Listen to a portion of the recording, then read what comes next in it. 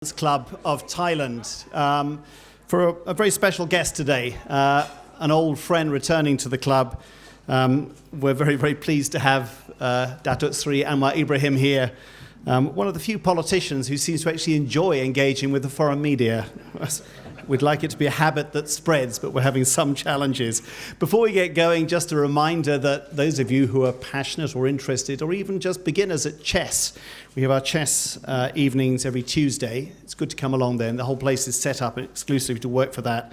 And on next Wednesday, 28th of September, we've got a panel looking at whether Thailand is actually trying to do tourism differently or not after COVID. There were lots of promises made during COVID that it was all going to be different. I think the jury is out as tourists come back, so don't forget that. But let's get on to today's event. No, it's not an evening event, it's an afternoon event, but I'm glad we've got a decent attendance for it. I don't think Anwar Ibrahim really needs any introduction at all to those who've been in Southeast Asia for any length of time. A man whose career has had, to put it very mildly, plenty of ups and downs. Those of us who were here sort of more than 20 years ago can remember Pak Anwar as sort of the rising star in the late 90s, and there was a presumption then that he was probably going to go on to the top job in Malaysia. The rest, of course, is history. I think it's 2 spells in prison, leading the opposition in a number of elections, coming very, very close to election victory in 2013, and then after an extraordinary rapprochement with Pak Anwar's former mentor, Mahathir Mohamad, who came back into coalition with Anwar Ibrahim's Keadilan and his Pakatan coalition. They managed to end a 61-year monopoly on power of the ruling party, UMNO, an extraordinary achievement, and there was an amazing sense back in 2018 at that election results that Malaysia was stepping onto a new path of more openness and reform. It didn't quite pan out that way. We've ended up with a very fluid politics in Malaysia and an imminent, very likely election within the next few months. It could even be as early as November, when Pak Anwar will be leading his party Keadilan once again and trying once again to see whether they can form a government. And so with that in mind, Pak Anwar, let me just invite you to come up here. And I'm sure people are fascinated by your reflections on the past, but I know you've got a lot to tell us about your preparations for this election. Please take a seat.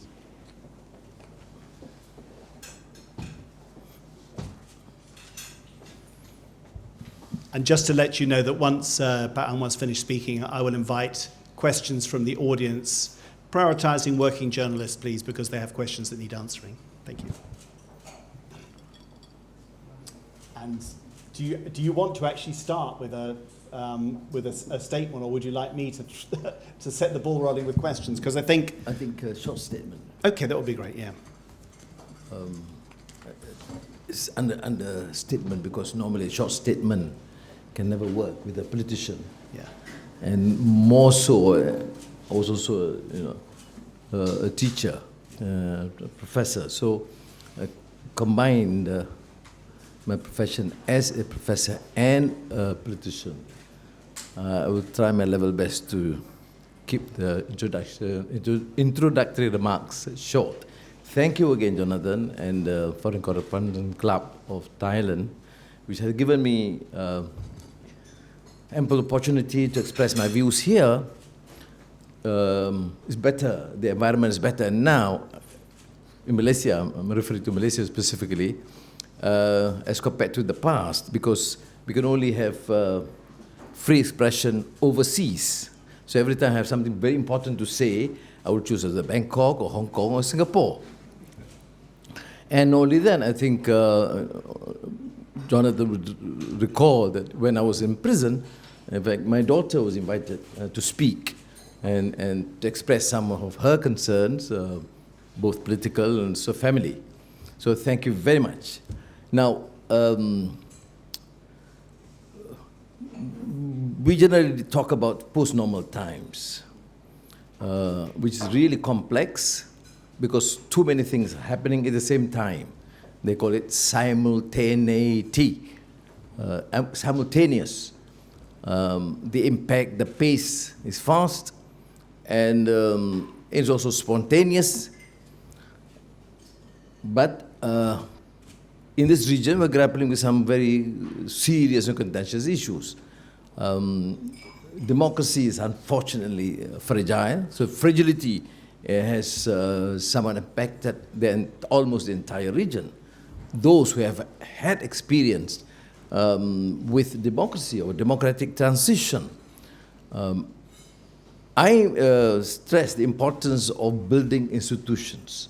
And that's why sometimes we differ with the narrative with our colleagues in the West. We're talking about democratic transition. But democratic transition will not be able to be considered sustainable if we do not have strong institutions, whether it's judicial independence or anti-corruption commission or public service or civil society that is efficient and effective with pronounced economic policies gearing towards growth.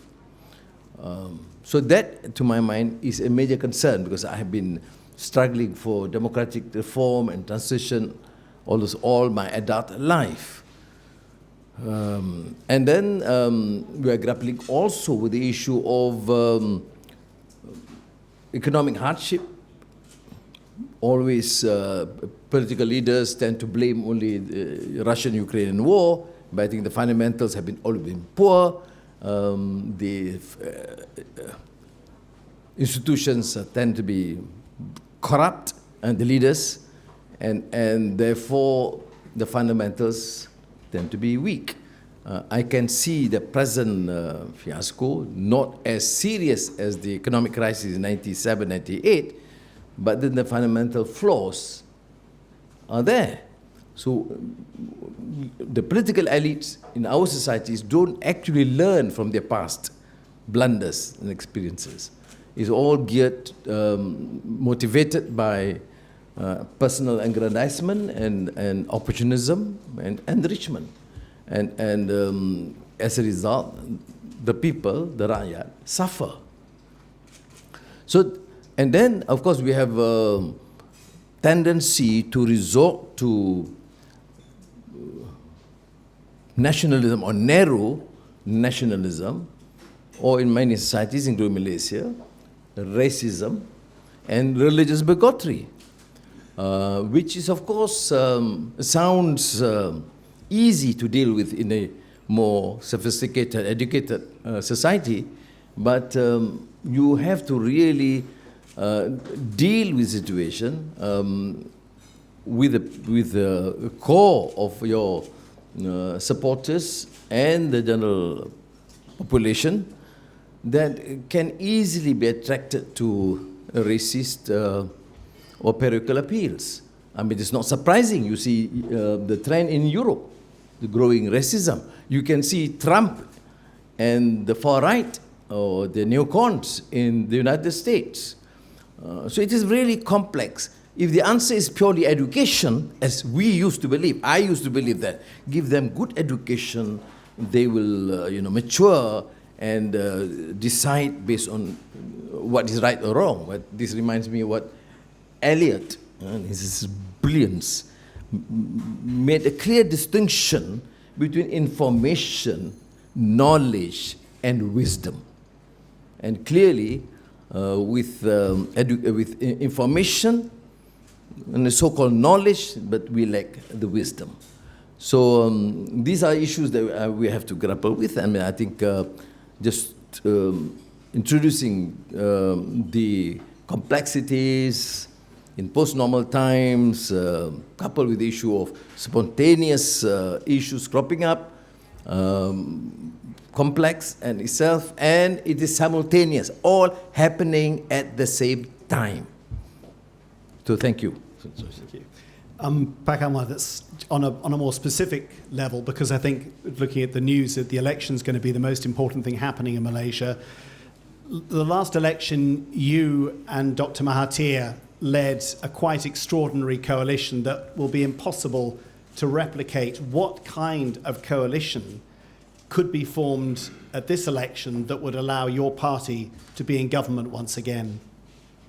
Now, that was 2018. I need to remind you that in 2013, just the core opposition without Mahathir, with Mahathir the other side, with Najib at that time, we garnered 52% of the popular vote.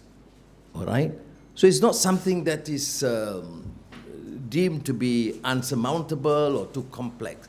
It just requires us, the political leaders, to have the humility to accept that we need to work harder and penetrate the rural heartland, and not in our narrative, not only to respond to the demands, dictates of the sophisticated urban elite, but also to deal with the concerns of the poor, the marginalized, the minorities, and those in the rural heartland. In 2018, I was unfortunately in prison again. Jonathan said twice. It is the third stint in prison.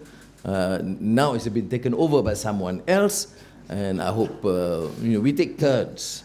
I finished my quota of close to 11 years. It was 2 years under Internal Security Act because I was part of the student struggle in support of the poor peasants in the north of Malaysia, and then of course 98, and then again 2015. Now, in 2018, I was in prison again, and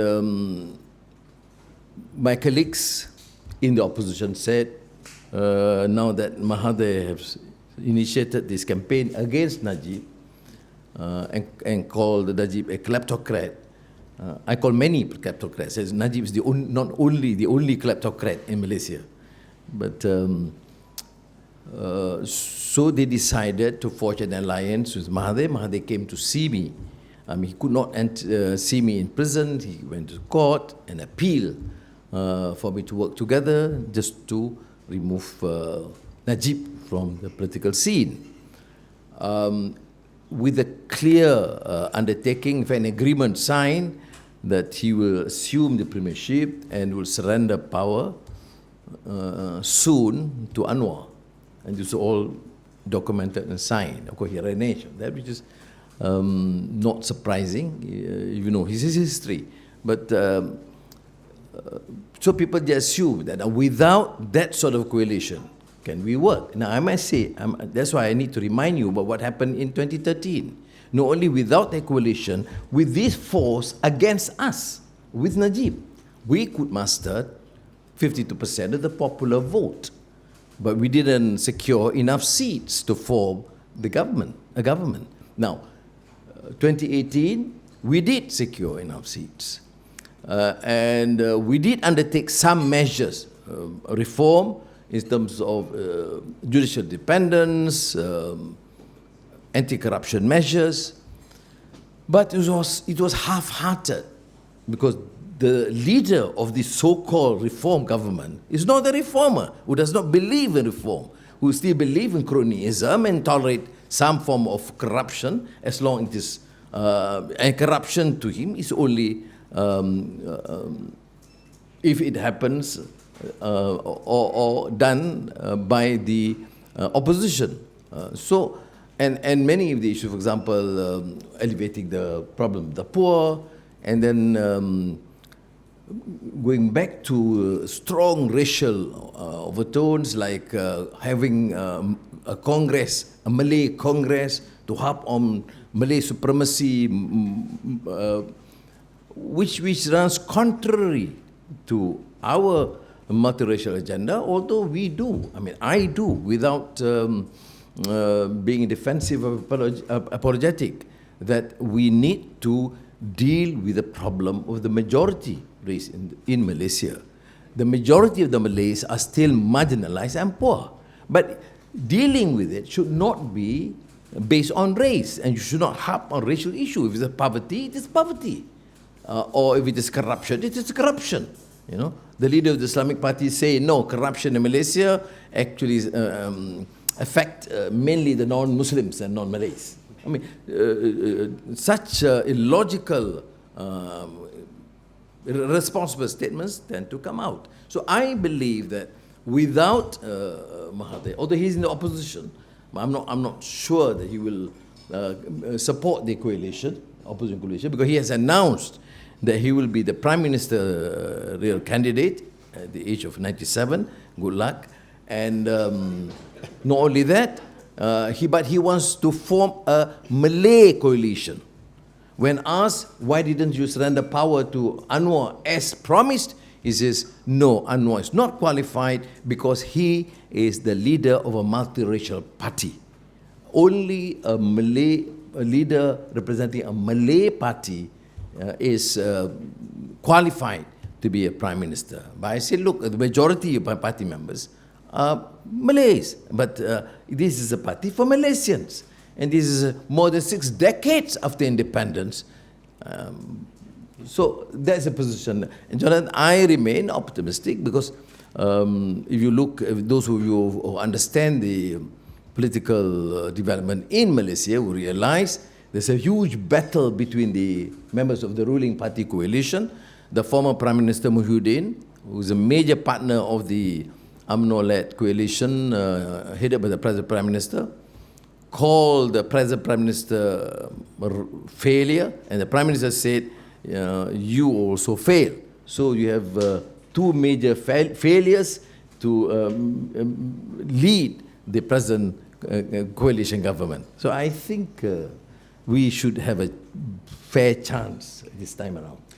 Look, there is a microphone, I think, up there somewhere if you find it. If anybody wants to ask questions, could you get yourselves in a position to do that? And when you do put questions, can you identify who you are? And please, can we go have journalists asking questions first, if that's all right? I think, Lisa, you look like you're first in line.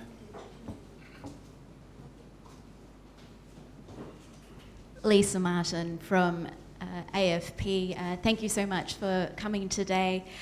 So you look like you're in excellent health. I was wondering if you had any retirement plans, though. Obviously, Mahathir is still kicking around in Malaysian politics late into his 90s. Wondering whether this upcoming election will be your last and what you will do if the coalition doesn't succeed in the polls. Will you stick around as an opposition leader for a few more years, or will you step aside for fresh blood? Thank you. Lisa should be more positive. No, okay. If you look at our party, the Justice Party, Keadilan, you realize that in the last few months, in the party elections, I have set up this leadership transition phase. The entire leadership, excepting for me and probably 1 or 2 minor positions, are all held by the second generation leaders, 30s, 40s, and 50s. And I think that is a more positive move in terms of accepting the stark realities that the transition is required, a new leadership needs to be promoted and given major responsibilities. For example, election strategy is entirely given to the second generation. I just hold on the fort for this time and to lead the coalition. So, so that's it. It has begun, that process. Thank you. Was there any possibility that somebody younger might stand as, might be the party leader into this election? Did you ever consider, all right, I've had a very long run, maybe now is the time to back out before this election? Jonathan, I think you're on my side. But anyway, no, well, elections can be in November. So that is, of course, completely out of place or irrelevant. Or if extended, probably February or March. I mean, I think general consensus is that give them the chance to virtually handle the elections and then move on to ensure a smooth transition. Next question, please. All right. Well, if you're not going to, no one else is going to do it, I'm going to keep asking them because I've got plenty. When you look back at what happened, particularly in the under the Pakatan coalition government, and the way it fell apart in 2020, I mean, what is your view about went wrong? And you know, do you accept some critics say that you were in some ways at fault when things fell apart inside your coalition? Well, I was not in the government. The understanding was that I would take over from Mahathir. And when they were clamoring to say, look, Anwar, you should become deputy to take over, I said, look, I'm tied to the understanding, and Mahathir, of course, not keen to have me in the cabinet. So, and I don't consider that an issue. Now, can I absolve myself entirely from the fiasco? Honestly, no. But you must remember, when the decision was made in 2017 to form this coalition, I was in prison. And it is public knowledge that I was probably the last known leader who supported, endorsed that, because I know Mahathir better than most of them. They said he has changed, after all he's already 1992. Even many of the so-called prominent liberals and civil society leaders were all thrilled with the idea of Mahathir coming back. I mean, it just reflects how naive and gullible we can be. But when there was already consensus outside, I just have to write to support. But I did remind, and it's a public letter, Jonathan, I probably will send it to you, that, I mean, reminding about leopard not changing the spot, or don't be bitten by the serpent twice. All those reminders were there. And talking of, for example, we should not accept leaders based on their pronouncements and their promises, but from their action and firm commitment. I made reference to even Jawaharlal Nehru's independence speech, Trees with Destiny, a brilliant speech. But I say, finally, when you judge Nehru's effectiveness as a leader, is what he did for the country. Or Sukarno's Jambatan Emas, or the Golden Bridge to independence. So I did caution. So I did my very best to caution them. But once you give a person, in our system, a prime minister wields enormous power. And we were, until today, for example, you go to the rural areas, people say, look, you have 22 months. Of course, we see you did it.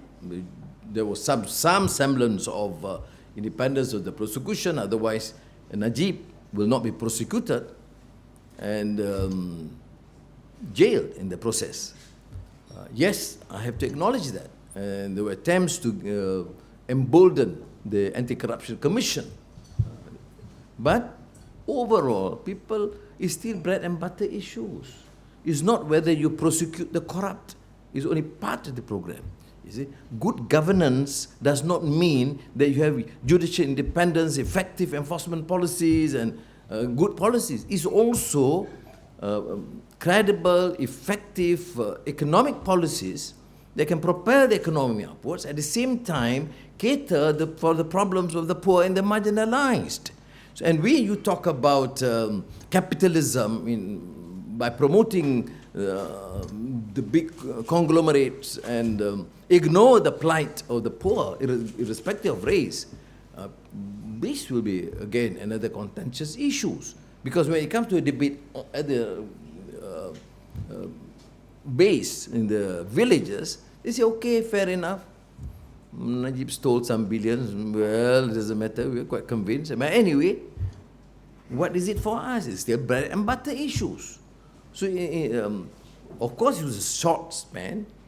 There were treachery from my party, some of my party leaders, and of course the other Mahathir's party. But I would say that though we all, in a way, have to share part of the blame, but then Mahathir was largely responsible. I mean, those party leaders with us played this game with the knowledge, and Mahathir was privy to this. And I went to appeal to him too many times. He said, sir, you can't. We have to hold the coalition together. You should not then be giving this wrong messages, that creating this sort of division among us, including, as I said, having as large, the biggest Malay Congress to declare that Malaysia is like a Malay state, and Malay dominance, and Malay supremacy. And just one Congress, you alienate the 40% non-Malays or non-Muslims in the country. And this was done directly at the behest of the then Prime Minister under the so-called reform government. That we have learnt a lesson, and we have to pay the price. Thank you very much. Next question, please. Thank you. David Tuck. I'm a political risk consultant. I've got two questions. Hopefully they won't be too difficult, and thank you for your time today as well. So the first one is you referred to the election as possibly in November, but maybe delayed till February, March next year. And my understanding is it could be delayed until, I think, July. If you were a betting man, what would you bet for, November or perhaps sometime next year? And my second question, again, this could be a betting one as well. So Najib, as you point out, is currently languishing behind bars. How likely do you think it is that the Agong will grant a pardon for Najib? Thank you. Okay. I'm a practicing Muslim, I don't bet. But on the rational sort of assessment, you know for a fact that UMNO leadership, many of them is, they call it the court cluster, because they're all undergoing this corruption trial, and decisions should be soon. They have been demanding that Prime Minister Ismail declare or the date of the election, announce the date of election soonest, which means after the budget is announced on the 7th of October, following that, they will dissolve Parliament to allow for elections to be held within 2 months. But we are saying, look, the monsoon and flooding is unlike before. It's getting very serious. Thousands of lives lost, and probably much more affected.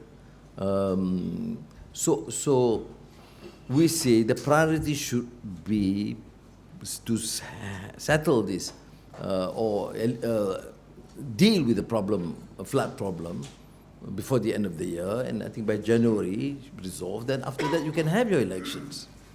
So it's a huge debate now.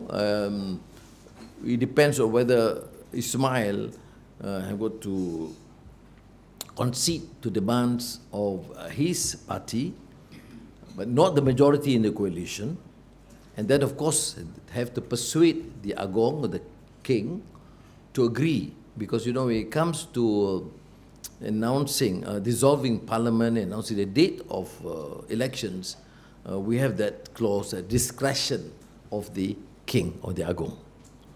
Now, the second question is on, so finally, do I think the election will be in November? There is a slight possibility, but rationally speaking, it should not be held this year. Okay? But not all political leaders are necessarily rational animals. Second question was Second on question Najib. on Najib. Well, there's a lot of controversy surrounding his prison days. There is that criticism that is being treated as a VVIP, and now he is in the rehab center. And I'll take this opportunity to explain it here. I've not given that clear response in the past. And some say, well, Anwar did stay at the rehabilitation center. But look, I was given that facility at the rehab center after serving more than 10 years in solitary confinement, in the lockup, in prison. Okay, number one. Number two, I was only sent to the rehab center after a major shoulder surgery. And that was given.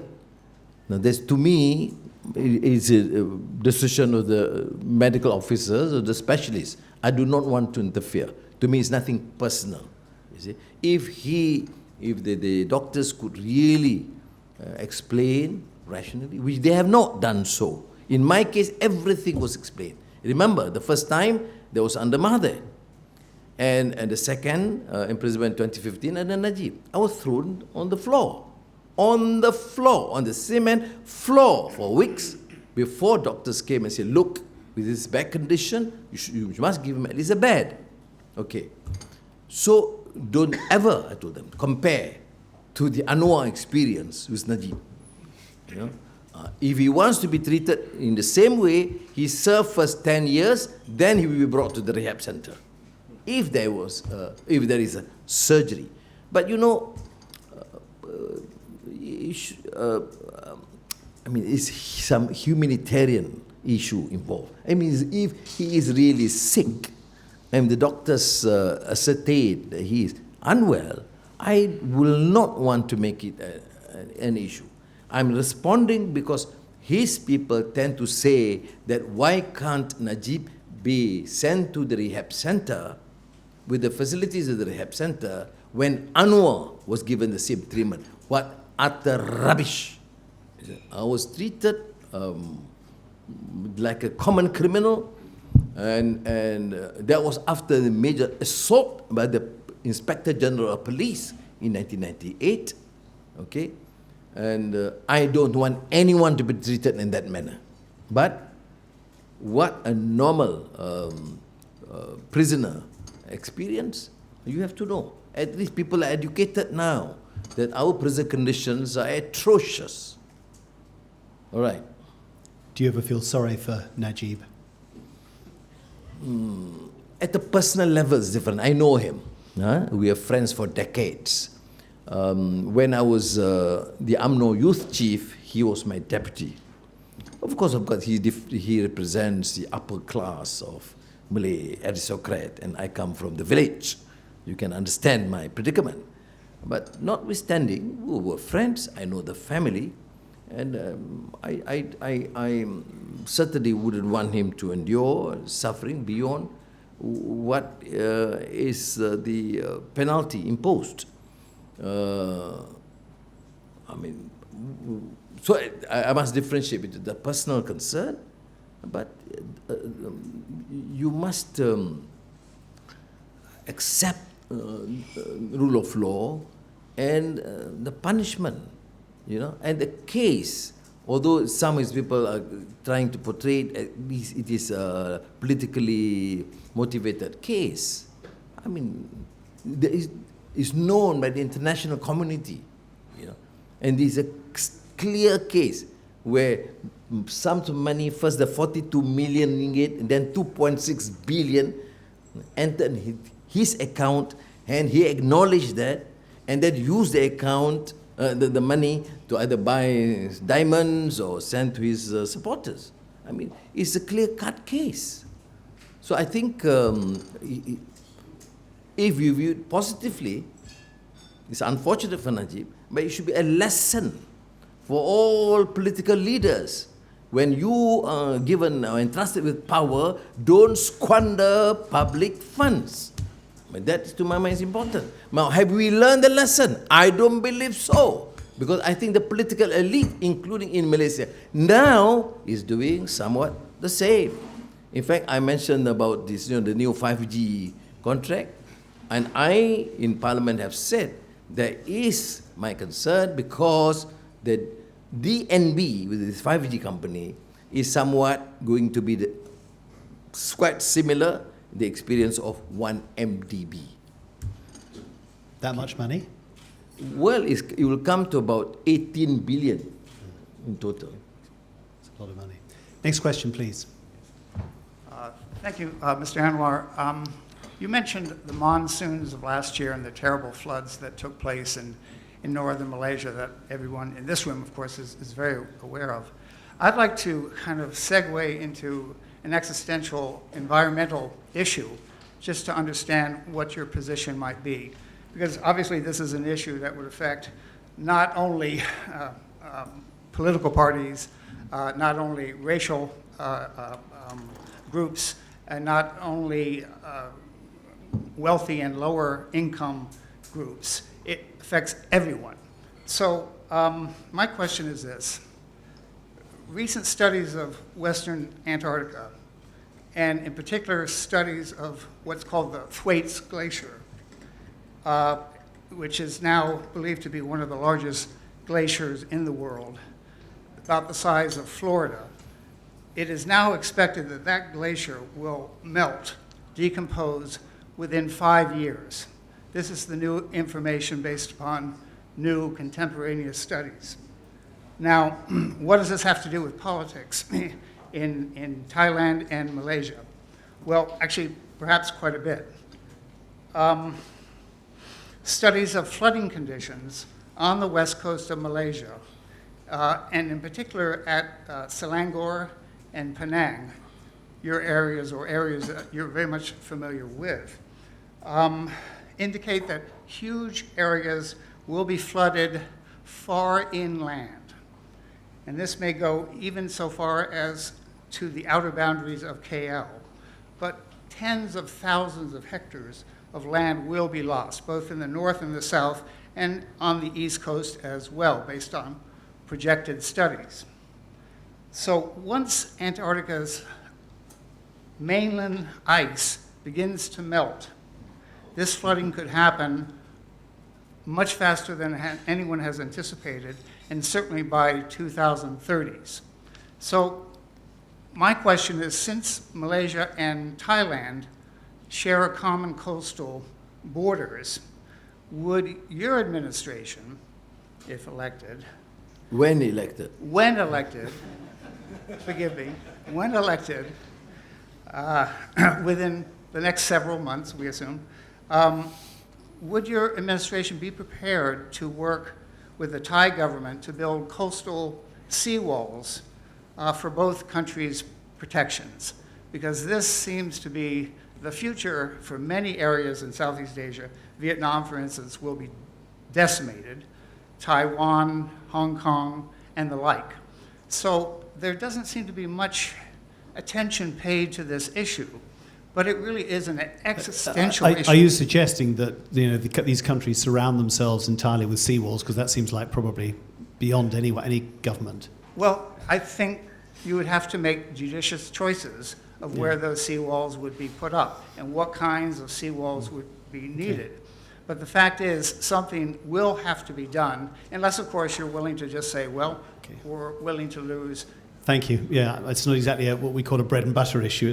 Yeah. But, I mean, I think I'm not going to. It's really important. I don't disagree with that. I think climate change is obviously critical, but sadly it's hard to get governments to focus. Yeah. Last But month, he's a government in waiting. So. Yeah, I fully agree with you. I mean, last month I organized, as opposition leader in Parliament, a symposium on climate change to alert the political elites and the public the urgency and gravity of the problem. Not only the monsoon, but the overall problem. Of course, as I said, during post-normal times, is also spontaneity and simultaneity affected other governments and other countries. And of course, Singapore and Thailand, immediate neighbors. I don't have or claim to have expertise in dealing specifically on the issues, or particularly the issue that you have raised. But what is important to my mind is that there are long-term policies, but there are short-term measures. They have to be taken immediately, and we have not done effective in this. For example, in Malaysia, the logging and timber concessions continue unabated. Hills are being, cut, timber cut, and slopes, and has exacerbated the crisis. And then the destruction of mangrove plantations, near the sea. These issues which we can handle now, at least to alleviate part of the problem. And there have been some major proposals immediately done. Some parts of China have done this, what you call major, no, reforestation is one, but I think the huge, not wells or where they store water underground water. Yeah. Reservoirs, yeah. Right? Reservoirs. Reservoirs, but in the city, wherever you have a chance, you can dig if it's safe, but things like that. But there are, of course, hundreds of proposals, but my criticism is that governments don't seem to do to take these measures seriously and talk about general policies in general terms. So I think there are issues that we need to deal with directly, and there's, of course, your specific proposal, which we need to discuss and explore. I'll be meeting some deputy prime ministers around tonight, tomorrow. I will probably bring up this issue in passing and see what they have to respond. Thank you. Next question, please. Hi, I'm Chalanthorn from Thai PBS World. I have two questions. The first question is, during this conflict between big countries like the US and China in these regions, and the changing of the geopolitics, if you're elected for the next elections, how we can see foreign policy among in between these two powers countries fighting, and especially in ASEAN as the key point of this geopolitics. And my second question is that if there are another coalition and you are asked again to sign a contract for the transfer of the, as a prime minister for another 2 years, will you sign it again? You mean another power sharing agreement? With Mahathir? Now, okay, first question. Of course, disconcerting these US-China tensions. Of course, the US argument is, of course, they're concerned for human rights. I'm a bit cynical about these things, because there's ambivalence. I've always said consistently, the US policy is, of course, ambivalent. You choose which country to address the issue of human rights. I am a Democrat. I personally suffered and understand what it means by freedom or democracy, human rights. But I think you must have a coherent, consistent policy for me to acknowledge and respect. That's one. Now, China, as you know, has grown, although they may encounter some internal economic issues for now, but it is a major economy. And in terms of foreign policy, they have, unlike in the past, been more assertive. Now, what do countries like Malaysia, Thailand, and the ASEAN need to do? We are vulnerable. So I don't think it is for the United States to dictate what we need to do, or China for the matter, just to say that, look, we want to ensure that we continue to have excellent relations with both powers and the international community for our own survival, security, economic, and of course for trade and investments. So that should be our position. Do we then stop saying, say, for example, say Ukraine-Russia conflict, you don't say anything? I mean, ASEAN has been very careful in their remarks. I did not, because I condemned the Russian aggression because I think it is unacceptable for any country to conquer. But I do also concede some of the intricacies and complexities in terms of Ukraine as being used to build up the military establishment of force. So they have now, of course, to continue negotiations.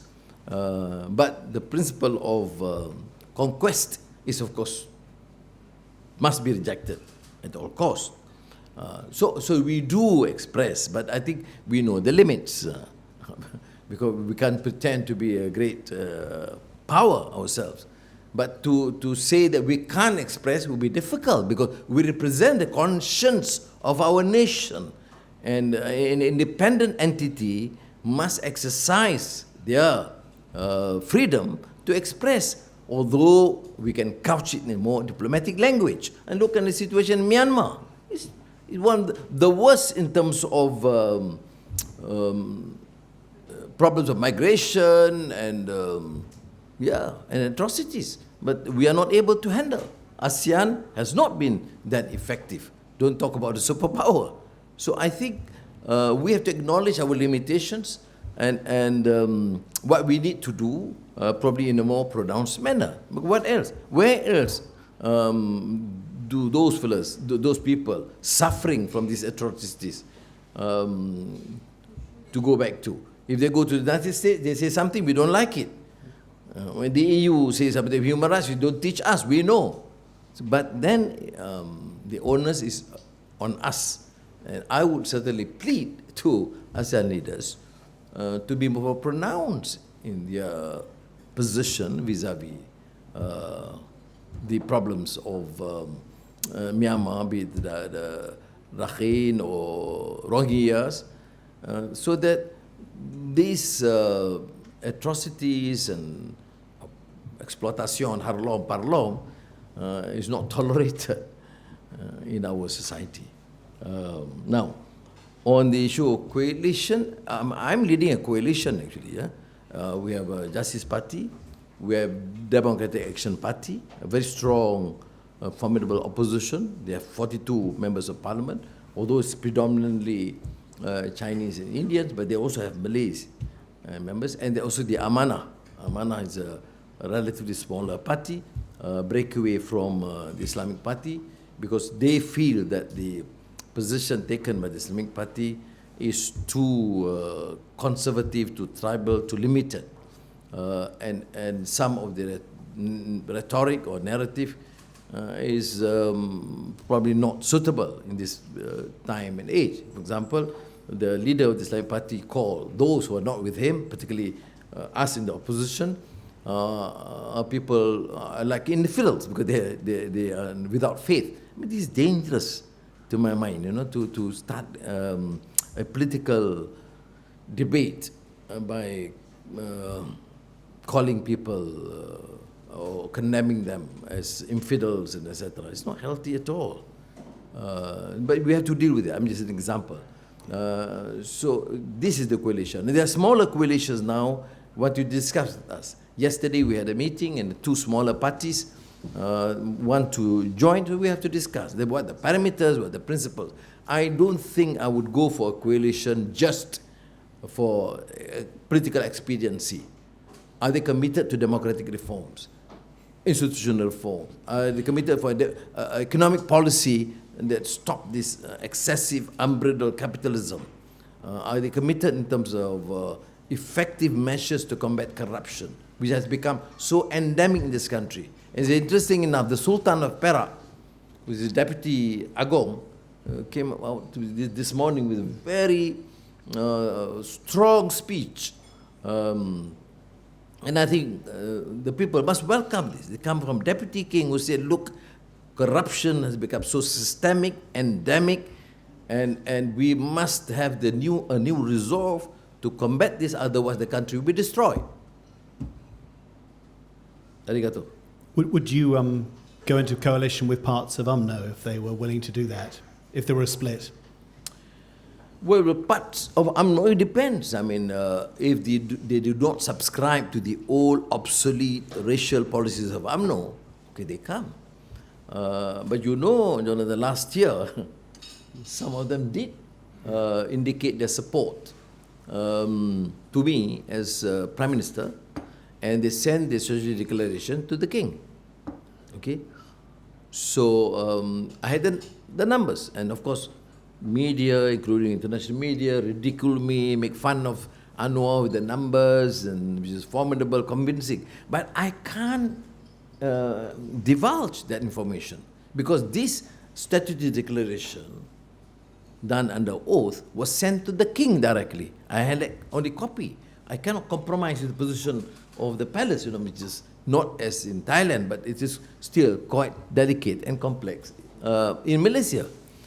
Until 2 members of parliament from UMNO, the ruling party, publicly declared, yes, we were asked and we signed a strategy declaration sent to the Agong to support Anwar as a prime minister. This was before they appointed the present prime minister. Then only I said, yes, 15 of them signed, we rejected 2. Although they gave it to the Agong, but we as a coalition decided we should not accept from Najib and the present President Zahid. So we had 13. So we had the majority. But I failed. Well, you can condemn me, I failed, or not necessarily a smart politician. You know why? Because the last hour, before the probably oath-taking the following morning, Najib insisted that if I want the UMNO support, I must give a clear undertaking in writing that I will not, I'll help him and save him from imprisonment or interfere in the judicial process. Now, that was 8 o'clock at night. The following morning was supposed to be Anwar as Prime Minister. But my decision was, it's a matter of conscience. I'm proud, at least Aziza is happy with me on that decision, that I have to make a decision. Because why do you want to become or assume the post of a Prime Minister? Because you respect the Constitution. You honor the principles of judicial independence. And if I want to get that position as part of a compromise that goes against the principle that I fought for, went to jail and out and back again, just to assume the premiership, I said no. So I failed. But my conscience is clear. Did I fail? No. I think I succeeded, because it's a major task, major test in life, which I think if you ask 100 guys, I'm not sure whether you can get 90 who could stand to this principle. After all, this, you agree, you sign, and then you do whatever you like. You are already Prime Minister. I wasn't prepared to do that, and I remain, your humble self, an opposition leader for now. Till the next election. Till next election, inshallah. Next question, please. Hi, Dato Sri. I'm Kelvin, a Malaysian living here in Thailand. After the last general election, when Malaysia moved from a sort of a unipolar to a multipolar political situation, I had the perception that a lot of political parties started escalating the rhetoric on race and religion in order to differentiate themselves. And in their newly found role as opposition, given that they may not have as many policy ideas to debate with, right? And it was also my perception that the Pakatan Harapan administration was not entirely prepared with the onslaught of rhetoric that came its way. Do you agree or disagree with my assessment? And when your administration comes into power again, how would you deal with this differently? Right. You're partly right to say that the Pakatan Harapan government in the 22 months, at least in the initial part, were not really prepared. But I think the problem is that it's not led by a reformer.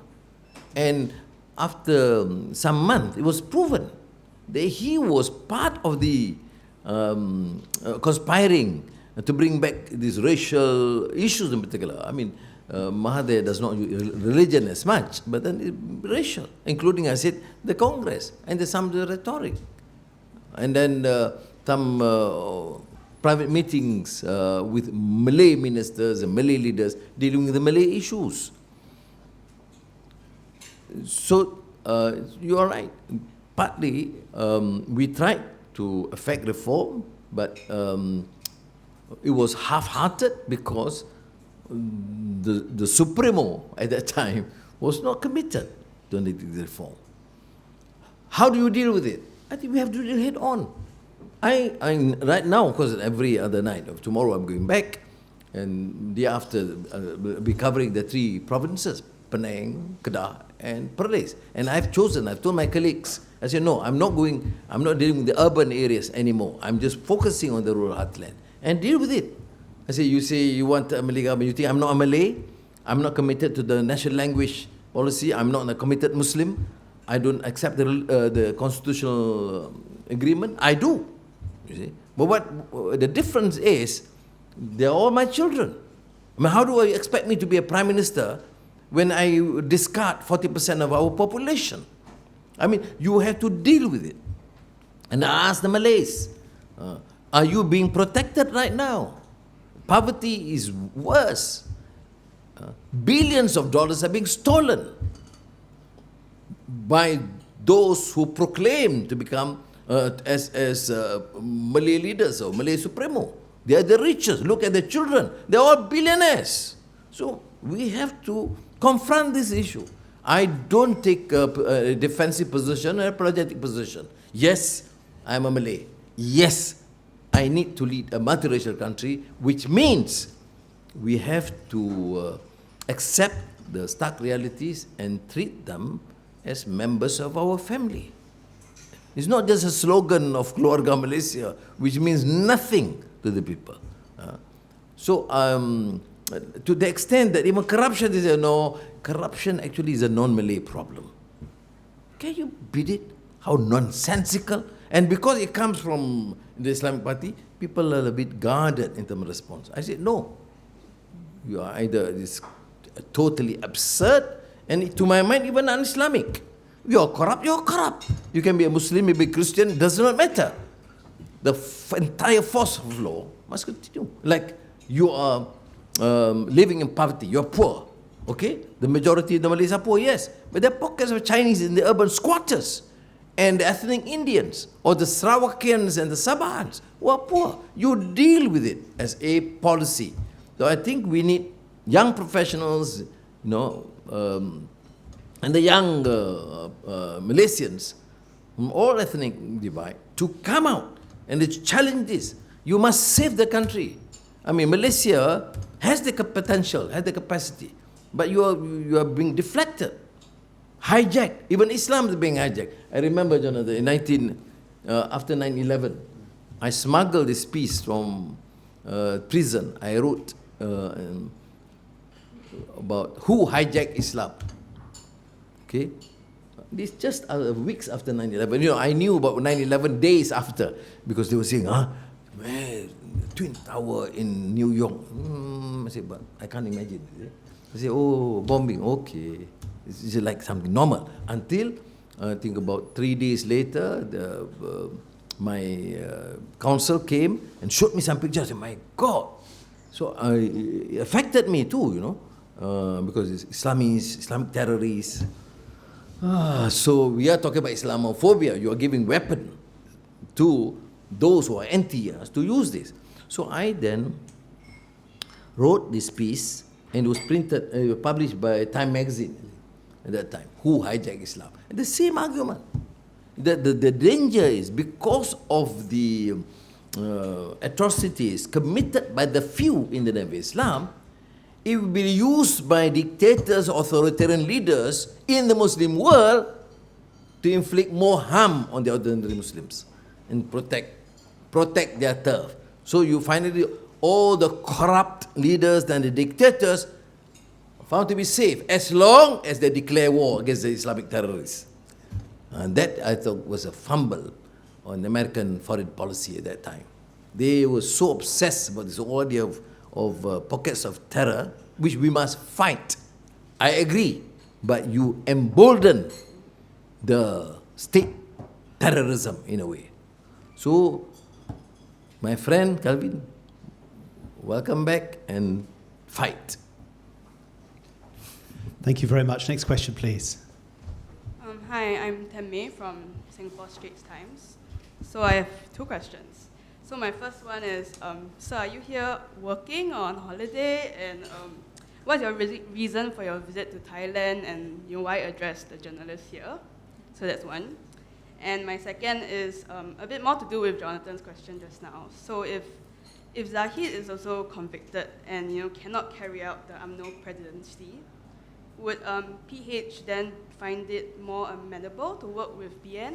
I think this is especially in the context that of a post-election pact, since Ismail has shown that he he has some commitment to reforms at least. So, yeah. Okay. Is Ismail strong enough to be a Yeah. potential partner? I thought you Singaporeans should be more optimistic. Huh? Okay, now, the first question is why am I here? I'm actually, it's an official, it's a working visit. I'm meeting some key leaders on a number of issues, in strictest confidence, discussing some issues affecting both countries and particularly, on also specifically South. Southern issues, which I think I have no mandate. I don't represent the government, but I am concerned, and I think there must be a peaceful, amicable resolution to the conflict. So I always use this contact that I have with some of the leaders here to at least have a reasoned discourse and a fair exchange of views. I just arrived 2 hours ago, and there's no chance even to go to relax, I don't. I was hoping to go to the spa, no time. Strict working visit. All right. Now, whether there is a possibility of working together, I think we have learned this lesson. Yeah? So our narrative messaging to the people said, look, you need a stable government. You need a political policy, philosophy that is very clear. Rid the country of the excesses and corruption. Now, you want us to talk and start working with any other party, fair, but you must be clear on these principles. Now, people, there's growing cynicism and disillusionment against political leaders. And I think in many ways they are right. Yeah? Because the concern is always a concern for power. What's politics? What's diplomacy? It's just concern for power. And power means the rich and the famous. And I think we have to end it. By appealing to people, look, give us a chance to try and deal with this issue of governance, issue of leadership in a different light. Because we have failed. We have failed. I'm not saying just Malaysia, but many countries have failed because of this endemic corruption. And the whole talk about democracy finally is determined by those who, again, rich and famous to dictate. They control the media, they control this. I'm not necessarily, I'm not a socialist, but there are some concerns, some legitimate concerns of thinking elements in the society against the general decadence, lack of values, lack of integrity. Because finally, people can decide. Like, for example, you can be ample evidence in court. Money was taken, okay? But if I have $1 billion at my disposal, I can still buy people. I can control social media. I can have supporters. I can pay them, thousands of them, as my volunteers. So it's not, again I say, it's not unsurmountable, but it's tough.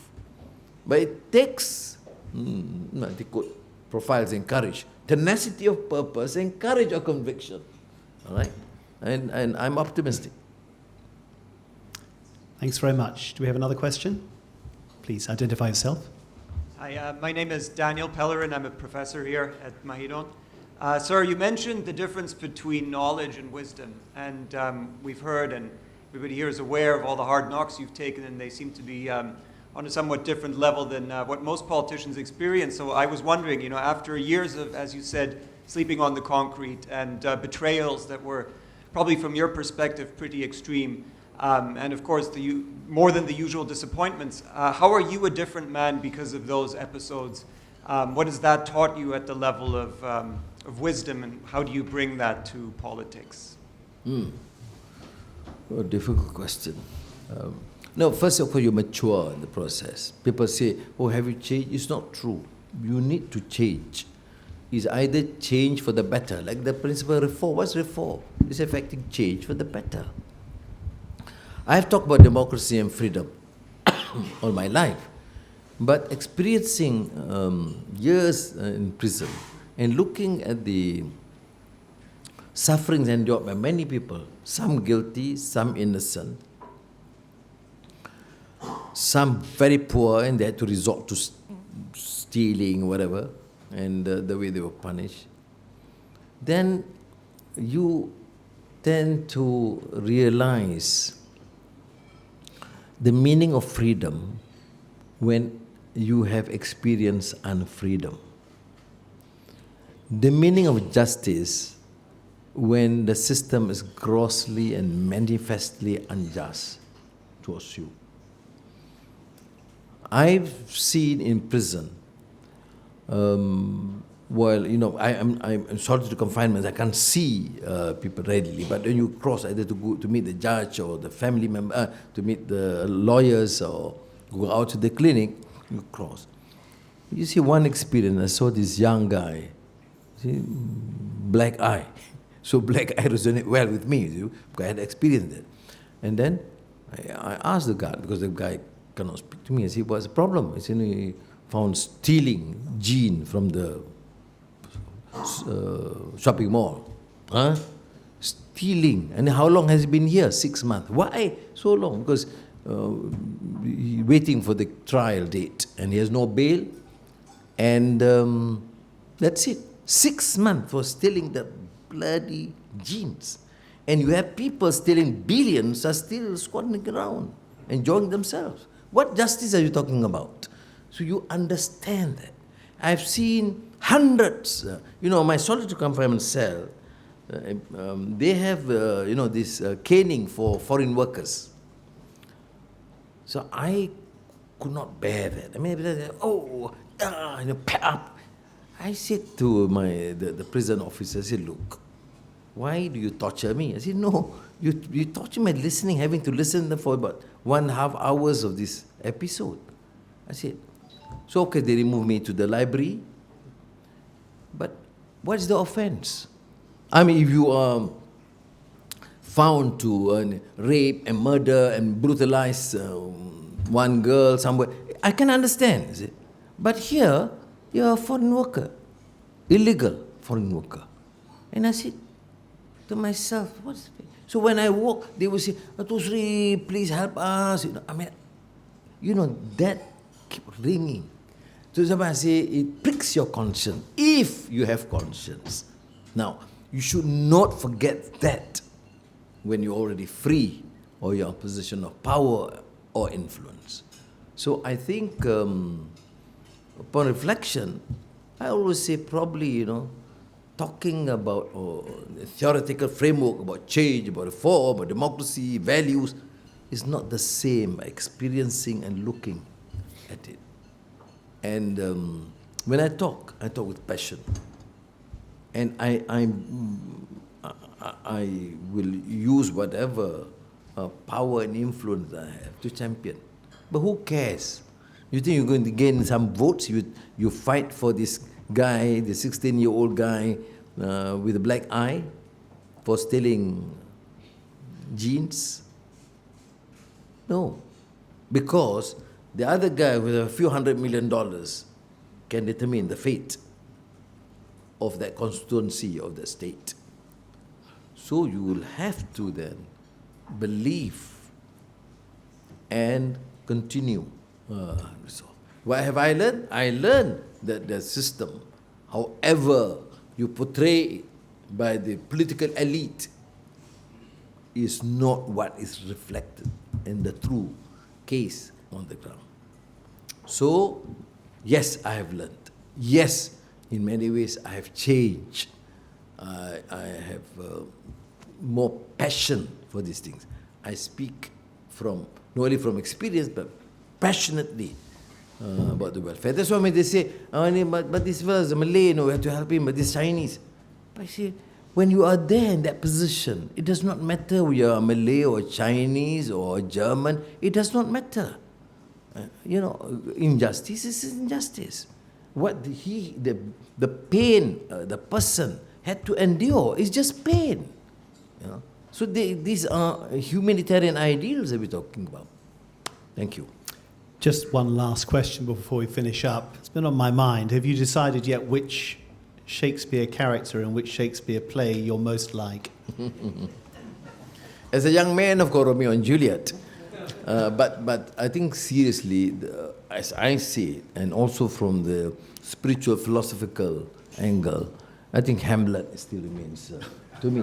Okay. I'm not sure if that's optimistic or not.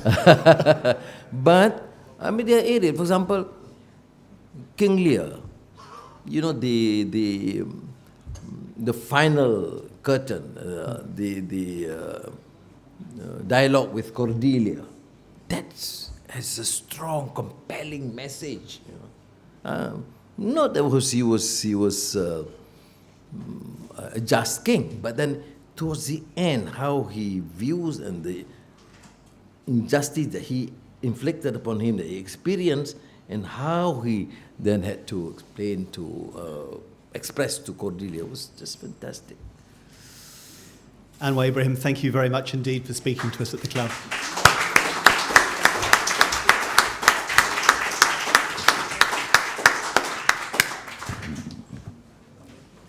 Well, I hope you enjoyed that. Huh? I hope you enjoyed that. I'm sure it's a little bit more relaxing. We might try and get one photograph with you with the board of the FCC, if you don't mind. It would just be probably standing in front here. There's only a few of us here. But, Dominic, Hanu, and I'll get Lisa down as well. No longer journalist, but in between presidents.